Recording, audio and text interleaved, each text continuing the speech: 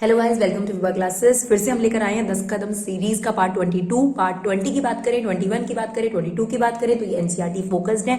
और भी हम पार्ट लेकर आएंगे। टोटल आपके पास कोशिश करेंगे 30 पार्ट्स लेकर आए, जिसमें आप लोग इतने ज्यादा क्वेश्चंस कवर कर चुके होंगे कि आप लोगों को कोई भी दिक्कत नहीं होगी जब आप एग्जाम हैंडल करेंगे। तो इसके साथ साथ हम कोशिश करेंगे कुछ इंपॉर्टेंट चीजें, जैसे कि किसी चैप्टर में जो शॉर्ट चीजें हैं जो आपको मदद कर सकती हैं एग्जाम से, तो वो हम कम्युनिटी पोस्ट में या फिर वीडियोस लाने की कोशिश करेंगे। तो जल्द से जल्द हम कोशिश करेंगे कि ज्यादा से ज्यादा कंटेंट आपके पास ला सके जो आपके लिए हेल्पफुल भी हो और कम टाइम में आपको ज्यादा से ज्यादा नॉलेज दे सके। तो चलिए क्वेश्चन नंबर 1 देखते हैं। ये क्वेश्चन आपके एग्जाम में आप देखेंगे, डिफरेंट सैंपल पेपर्स को हमने ऑब्जर्व करा है, तो उन्होंने एनसीईआरटी के ही क्वेश्चंस को अलग तरीके से प्रेजेंट किया है। मतलब ultimately NCERT is the primary thing जो आपको करनी चाहिए। तो क्वेश्चन नंबर आपके पास डिटरमिनेंट चैप्टर में से है। कोई भी डिटरमिनेंट इसी फॉर्म में होता है, A11, A12, A13।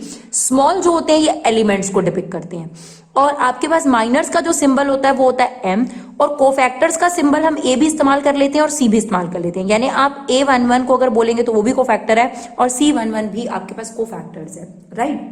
अब आपसे पूछ रहा है कि इनमें से कौन से ऑप्शन से डिटरमिनेंट इवैल्यूएट होता है, यानी किससे डिटरमिनेंट की वैल्यू निकलती है। क्लियर? तो ध्यान से सुनिएगा। जैसे अगर फॉर एग्जांपल अगर आपने डिटरमिनेंट एक्सपैंड करना है तो आप फर्स्ट रो से एक्सपैंड करेंगे तो पता है क्या होता है, A11 को अगर आपको बताओ तो इस कॉलम और इसको हाइड कर देते, तो जो आप ये लेते हैं कोफैक्टर होता है, यानी A11 प्लस सिमिलरली आप A12 लिखते हैं, ठीक है, और फिर इस कॉलम और इस रो को हाइड करते हैं, तो जो आप मल्टीप्लाई कर रहे होते हैं वो कोफैक्टर A12 होता है। जब आप A13 लेते हैं, A13 को आप बेसिकली जो ये हाइड करके इससे जो कैलकुलेट कर रहे होते हैं A13 होता है। तो जब आप फर्स्ट रो के एलिमेंट्स को फर्स्ट रो के कोफैक्टर से मल्टीप्लाई करते हैं तो आपके पास डेफिनेटली डिटरमिनेंट की वैल्यू निकलती है।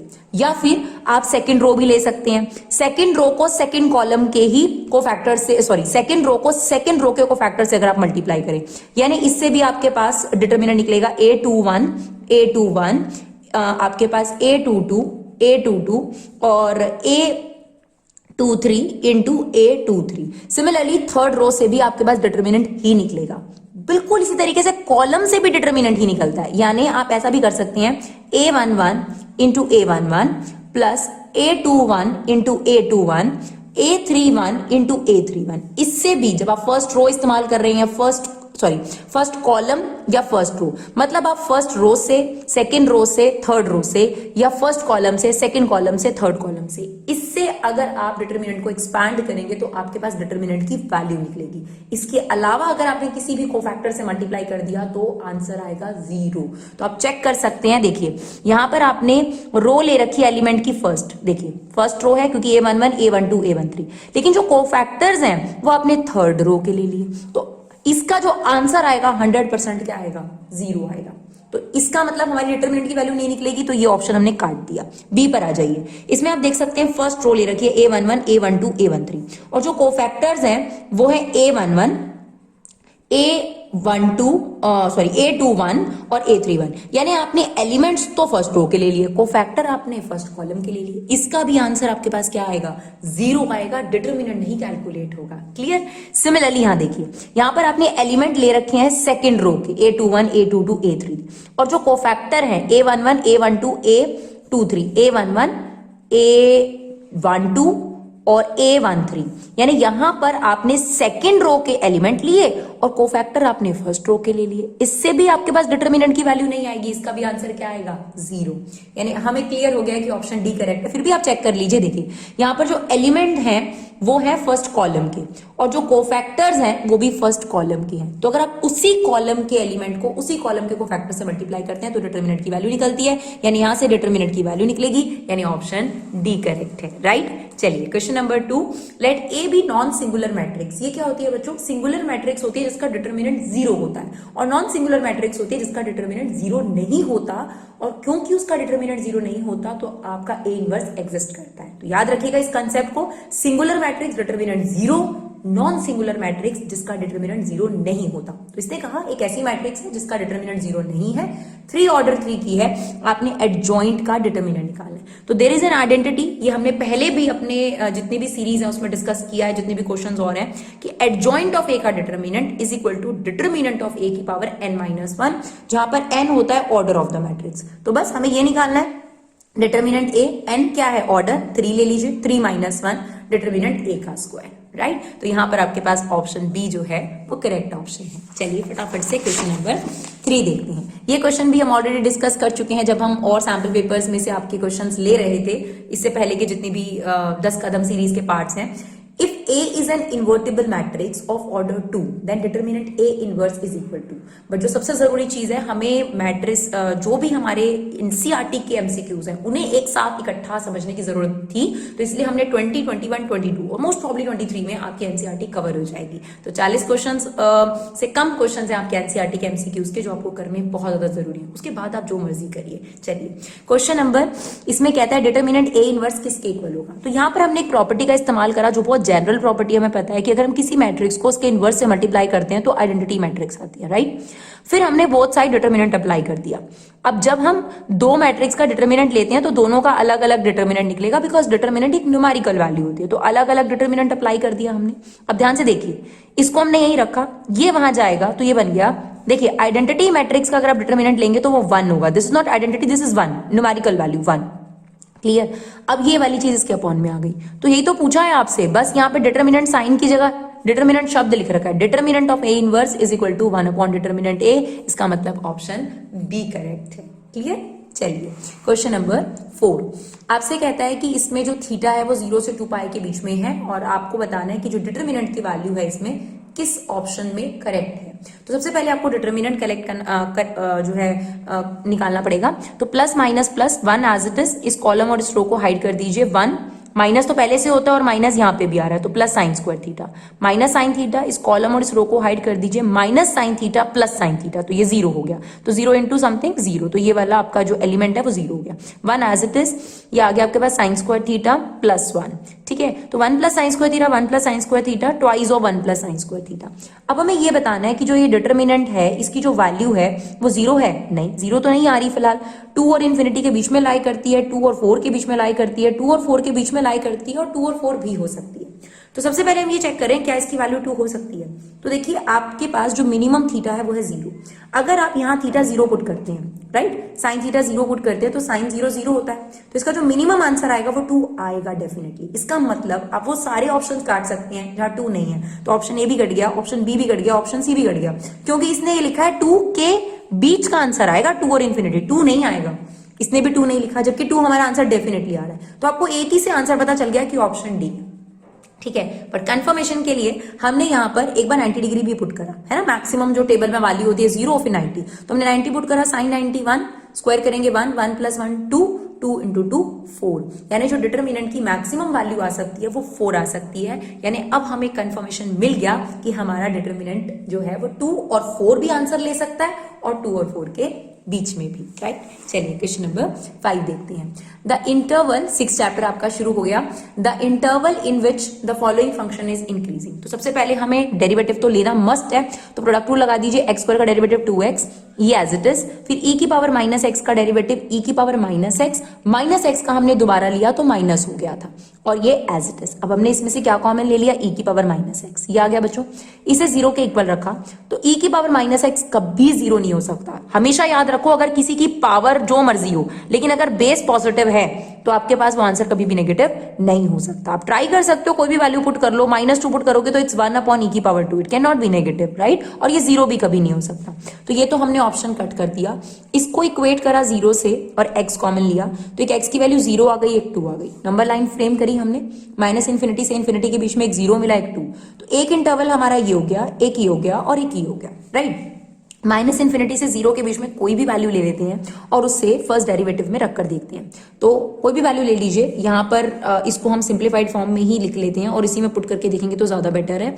हमने फॉर एग्जाम्पल यहाँ -10 लिया, अब हमने यहाँ -10 रखा, ये तो पॉजिटिव है, इसको लेकर तो कोई दो राय रखो ही मत, ठीक है। अब हमने -10 रखा तो ये -20 हो गया और ये -100 हो गया। तो आप देख सकते हैं जो इसका आंसर आएगा वो नेगेटिव आएगा, राइट।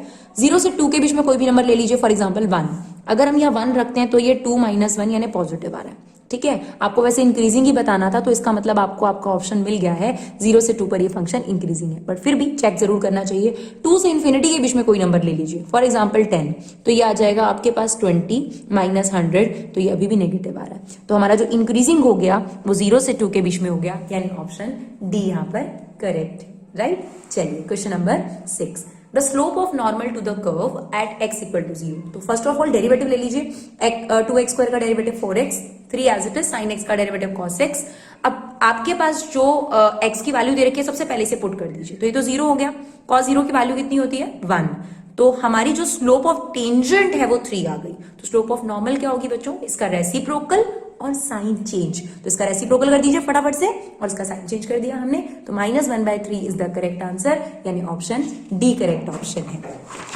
चलिए question number 7, the line is tangent to the curve. देखिए पहले से आपको टेंजेंट की इक्वेशन दे रखी है और ये कर्व दे रखा है, तो यहां से आप स्लोप निकालिए, यहां से स्लोप निकालिए, दोनों को इक्वेट करिए, आपके पास कुछ ना कुछ जरूर निकल कर आएगा। और आपको वैसे भी क्या पूछा है, पॉइंट ऑफ कॉन्टैक्ट, राइट। तो यही जो है स्ट्रैटेजी इसमें काम आएगी। सबसे पहले देखिए टेंजेंट दे रखा था, इसे हमने स्टैंडर्ड फॉर्म में कन्वर्ट करा, x - y + 1 = 0।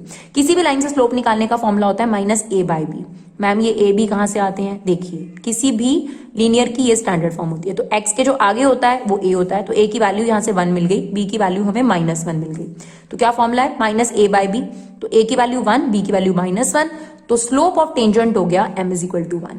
क्लियर। अब हम इसका डेरिवेटिव लेंगे, तो जो स्क्वायर था इस पर हमने स्क्वायर रूट लगा दिया, तो 4 जो है वो रूट से बाहर आ जाएगा और ये रूट के अंदर रहा। डेरिवेटिव ले लेते हैं, 2 एज इट इज, √x का डेरिवेटिव 1/2 √x, ये आपके पास स्लोप ऑफ टेंजेंट आ गई, ये भी स्लोप ऑफ टेंजेंट है, ये भी स्लोप ऑफ टेंजेंट है, दोनों को इक्वेट कर देते हैं। क्रॉस मल्टीप्लाई करा, √x = 1, स्क्वायरिंग बोथ साइड करेंगे तो x = 1, हमें x की वैल्यू 1 मिल गई। अब जैसे ही आपको x की वैल्यू 1 मिल जाए या कोई भी वैल्यू मिल जाए, हमेशा उसे कर्व में पुट करिए, ठीक है ना। तो हमने x की वैल्यू 1 पुट कर दी, या आप टेंजेंट की इक्वेशन में पुट कर सकते हैं, कर्व में हमने पुट कर दी। जनरल हम यही एक ही स्टैंडर्ड बनाते हैं कि हम हमेशा एक ही चीज में पुट करते हैं, कर्व में। तो हमने x की वैल्यू 1 पुट करी, तो y की जो वैल्यू थी वो +-2 आ रही है, तो हमारे पास 2 पॉइंट हो गए, 1,2 और 1,-2। अब हम ऑप्शन में देखेंगे तो ऑप्शन में हमें दोनों ऑप्शन नजर आ रहे हैं, पर ऑप्शन तो कोई एक ही हो सकता है ना। इसके लिए आप क्या करो, ये जो पॉइंट है ये टेंजेंट पे भी लाई करने चाहिए ना, तो आप ये पॉइंट जरा सेटिस्फाई करके देखो। अगर हम x की वैल्यू 1 पुट करते हैं तो y की वैल्यू 2 आती है, बिल्कुल आती है। लेकिन अगर हम x की वैल्यू 1 पुट करते हैं तो y की वैल्यू -2 नहीं आती, इसका मतलब ये ऑप्शन जो है कैंसिल हो गया। तो इसका मतलब 1,2 जो है वो टेंजेंट की इक्वेशन को सेटिस्फाई कर रहा है, इसका मतलब ऑप्शन ए यहां पर करेक्ट है, राइट। चलिए question number 8, the point on the curve x² = 2y। तो इस पर एक पॉइंट है which is nearest to the point, यानी आपको मिनिमाइज करना है डिस्टेंस। इस पर एक पॉइंट है, उस पॉइंट का इस पॉइंट से डिस्टेंस आपको मिनिमाइज करना है, और वो पॉइंट भी निकाल कर देना है जिसका इससे डिस्टेंस मिनिमम हो। तो बेसिकली आपको पॉइंट कैलकुलेट करना है, और ऐसा पॉइंट होना चाहिए जिसका 0,5 से कम दूरी हो, ठीक है। तो समझने के लिए हम ये कर्व ले लेते हैं। आपका मिसलेनियस एग्जाम्पल नंबर 41 जो है वो भी बिल्कुल इसी पर बेस्ड है, अपाची हेलीकॉप्टर पे बेस्ड एक क्वेश्चन है। तो ये क्वेश्चन बहुत तरीके से आपके मिसलेनियस एक्सरसाइज में भी है, एग्जाम्पल में भी आपको मिलेगा, और आपको 6.5 के MCQ में भी दे रखा है। और ये आ सकता है बच्चों, ये मत सोचना कि ये 1 मार्क्स में नहीं पूछा जाए, तो ये पूछा जा सकता है, और ऐसा भी हो सकता है कि केस स्टडी में पूछ ले और आपसे और चीजें भी पूछ ले। तो चलिए फटाफट से देखते हैं। मान लीजिए एक कर्व है, x² = 2y, इस पर हमने एक पॉइंट ले लिया h, k, जिसका इससे डिस्टेंस हम मिनिमाइज करने जा रहे हैं। तो हमें पहले डिस्टेंस निकालना पड़ेगा। क्या फॉर्मूला होता है डिस्टेंस का, x2 - x1 का स्क्वायर प्लस y2 - y1 का स्क्वायर रूट। तो इसे हमने x2 ले लिया, h - 0 का square which is h², k - 5 का स्क्वायर, ये आ गया आपके पास। अब देखिए, जब हम किसी भी चीज को मिनिमाइज या मैक्सिमाइज करते हैं तो हमें उसका डेरिवेटिव लेना है। मैम आपको कैसे पता चला मिनिमाइज? नियरेस्ट मतलब क्या है बच्चों, आपने डिस्टेंस मिनिमाइज करना है ना। तो हमें इसको एक वेरिएबल में बनाना पड़ेगा, सिंगल वेरिएबल में। तो उसके लिए हमें पता है ये जो h, k है ये कर्व पे लाई करता है। यानी x की जगह h पुट कर दिया और y की जगह k। दोबारा से समझिए, आपसे कहता है कर्व पर एक पॉइंट निकालो, इनमें से कोई एक है जो इस पॉइंट से कम डिस्टेंस पर हो, है ना। अपाची हेलीकॉप्टर में भी ऐसा ही है कि एक सोल्जर जो है वो 0,5 पर है और एक एनिमी जो है वो इस तरीके से मूव कर रहा है। अब वो उसको शॉर्ट करना चाहता है, मिनिमम डिस्टेंस बताइए। बिल्कुल सेम क्वेश्चन है। तो h, k, तो इन दोनों का डिस्टेंस हमने कैसे निकाला, x2 माइनस x1 का स्क्वायर, y2 माइनस y1 का स्क्वायर। ना मुझे इसका डेरिवेटिव लेना है, तो उसके लिए मुझे h और k में से एक को एलिमिनेट करना पड़ेगा। तो अभी तक मैंने इसका इस्तेमाल नहीं किया था, है ना। तो h, k इस कर्व पे लाई करता है, तो x की वैल्यू h और y की जगह k, तो हमने h स्क्वायर को रख दिया 2k। अब हमें कोई प्रॉब्लम नहीं है बिकॉज एक सिंगल वेरिएबल है, तो अब हम इसका क्या ले सकते हैं, डेरिवेटिव। तो चलिए derivative of distance with respect to k, तो रूट का डेरिवेटिव 1/2 रूट और फिर इसके अंदर की चीज का डेरिवेटिव लेंगे तो ये 2 और k माइनस 5 के होल स्क्वायर का 2 आगे आ गया, k माइनस 5 इसका दोबारा लेंगे तो 1, राइट। इसमें से 2 कॉमन आ रहा था, वो 2 कॉमन लेके मैंने काट दिया, ये बच गया k माइनस 5 प्लस 1 कितना हो गया, -4। तो ये हमारे पास बचा। अब हम फर्स्ट डेरिवेटिव को 0 के इक्वल रखते हैं, तो डिनोमिनेटर तो आ जाके 0 हो गया, k की वैल्यू आ गई हमारे पास 4। अगर आपके पास k की वैल्यू आ गई, आपको क्या निकालना था, पॉइंट ऑफ कॉन्टैक्ट ही तो निकालना था, और k क्या है, पॉइंट ऑफ कॉन्टैक्ट का y कोऑर्डिनेट, राइट। अब आपको h पॉइंट निकालना है, तो हमारे पास ये रिलेशन था ना, h square is equal to 2k, जो कि हमने कर्व से निकाला था। देखिए स्टार्टिंग में ही हमने ये चीज ली थी, h square is equal to 2k। तो यहां पर अब आपने k की वैल्यू रख देनी है, तो आपके पास k की वैल्यू है 4, 4 2 8, तो h की वैल्यू आ गई +-2, यानी आपके पास 0.2√2,4 या -2√2,4 दोनों में से कोई भी हो सकता है। अब आप कहेंगे मैम क्या इनमें से कोई रिजेक्ट करना है, बिल्कुल नहीं, क्योंकि ऐसा कुछ नहीं है कि हमें पहले से कुछ इसके बारे में इंटीमेशन था, क्योंकि जो इससे पहले वाला क्वेश्चन था उसमें कर्व भी दे रखा था, टेंजेंट की इक्वेशन भी, इसमें सिर्फ कर्व भी दे रखा है। तो दोनों पॉइंट करेक्ट है, लेकिन आपके पास ऑप्शन में इनमें से कोई एक ही पॉइंट गिवन है, तो वही आपने टिक करना है। तो ऑप्शन ये ए यहाँ पर जो है वो करेक्ट ऑप्शन है, राइट। चलिए क्वेश्चन नंबर 9 देखते हैं। थोड़े से हैं लेंथी क्वेश्चन, 6.5 एक्सरसाइज आपको पता ही है, बहुत अच्छी एक्सरसाइज है। For all real values of x the minimum value यानी हमें y निकालना है, y निकालने से पहले हमें x पता होना चाहिए, तो उसके लिए हमें इसका डेरिवेटिव लेना पड़ेगा। तो क्वेश्चन रूल लगा दिया हमने, 1 एज इट इज -1 2x, तो ये 2x - 1 लिख दिया मैंने। Second as it is minus second का डेरिवेटिव 2x + 1, ये as it is upon second का होल स्क्वायर। इसे अगर हम 0 के इक्वल रखेंगे बच्चों, तो जो डिनोमिनेटर है वो तो आ जाएगा 0 हो गया ना, ठीक है। अब इसको मल्टीप्लाई करते वक्त भी थोड़ा सा ध्यान दे देंगे तो और ज्यादा इजी हो जाएगा।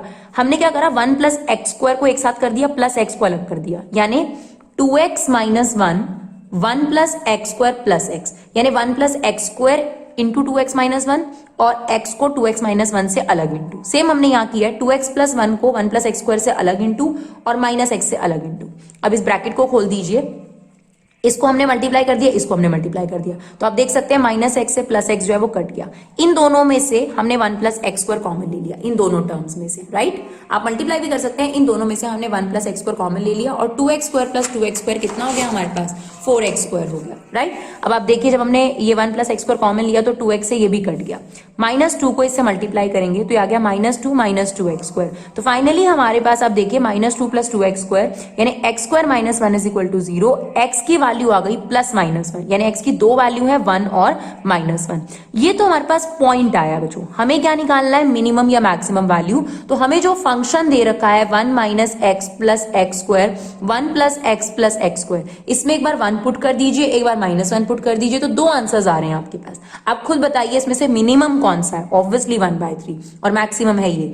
तो minimum point is this and minimum value is this, और हमें क्या निकालनी थी, मिनिमम वैल्यू। तो हमारा 1/3 करेक्ट आंसर है, राइट। सिमिलरली क्वेश्चन नंबर 10 है, आपको मैक्सिमम वैल्यू निकालनी है, तो आपको इसका डेरिवेटिव लेना पड़ेगा। तो सबसे पहले देखिए इसे सिंप्लीफाई कर लीजिए, x² - x + 1 होल की पावर 1/3, ये हमारा फंक्शन हो गया। तो हम इसका डेरिवेटिव लेंगे और इसे 0 के इक्वल रखेंगे। तो ये देखिए हमारे पास ये फंक्शन है, हमने इसका डेरिवेटिव लिया, 1/3 आगे आ गया, इसका डेरिवेटिव लेंगे 1/3 - 1 तो -2/3, क्योंकि इसने x की जगह लिया इसका डेरिवेटिव दोबारा, इट्स 2x - 1, राइट। अब इसे 0 के इक्वल रखेंगे, तो देखिए 1/3 तो वहां जाके 0 हो गया।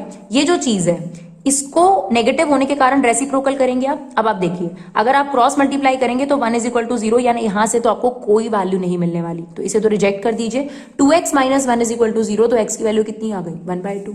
तो हमारे पास x की टोटल 3 वैल्यूज हैं। बच्चे कहेंगे क्या बात कर रहे हो मैम, एक ही तो वैल्यू है x की वैल्यू 1/2। बच्चों जो क्वेश्चन में लिखा होता है उसे बहुत ध्यान से देखा करो। अगर आपने क्वेश्चन पढ़ा हो तो उसमें एक कंडीशन भी मेंशन है कि x की वैल्यू 0 के इक्वल और 1 के इक्वल और इसके बीच की हो सकती है, यानी x की वैल्यू हमारे पास 0 भी आ गई, 1/2 भी आ गई, 1 भी आ गई, तो 3 वैल्यूज आ गई।